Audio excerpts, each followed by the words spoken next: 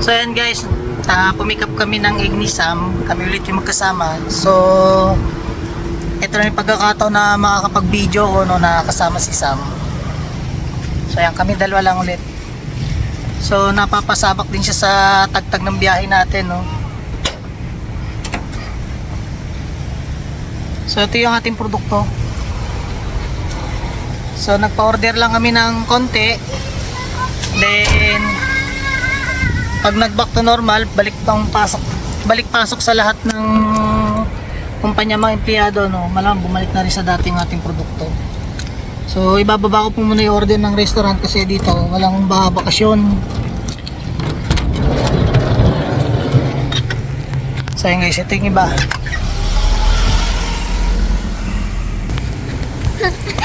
Yan guys, ito yung iba. Order ng restaurant. Kung mapapansin nyo, binalik ko yung upuan ng ating pangnegosyo van. So kompleto po yan. Dahil konti lang po ang ating di-deliver ngayon, nasa 95 trays lang. Pero pwede na rin po yan. Yan guys, bababa ko po muna yung order ng restaurant. Then tuloy natin yung video. At yun, i-update ko lang kayo na sa ganitong sitwasyon, lagi kong kasama si Sam na kaming dalawa lang. Yan guys, naibaba na namin yung order ng restaurant na egg. So yan, ito po yung sinasabi ko, lagi po kaming magkasama ni Sam ngayong walang mami niya. Yan, nakakawa lang po dahil napapasabak po sa tagtag ng layo ng biyahe no.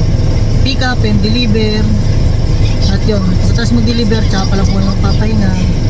Then nasikasuhin ko naman po yung pagluluto, yung kakainin namin. Yan.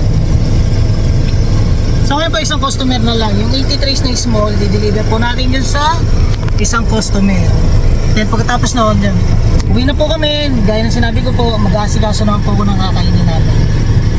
So hanggang dito na lang po guys. Shinare ko lang yung panibagong routine naming mag-ama nang kaming dalawa lang po magkasama no.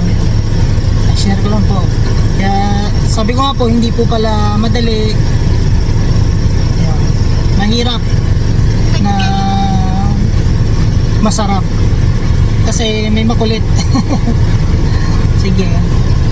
Pagising ko nga po, pag nga po mata ko, kakaiyak ko kagabi eh. Ayan, umiyak po siya kagabi, gawa nang namimiss niya ulit yung mami niya. Lalo sa pagtulog, hindi niya katabi.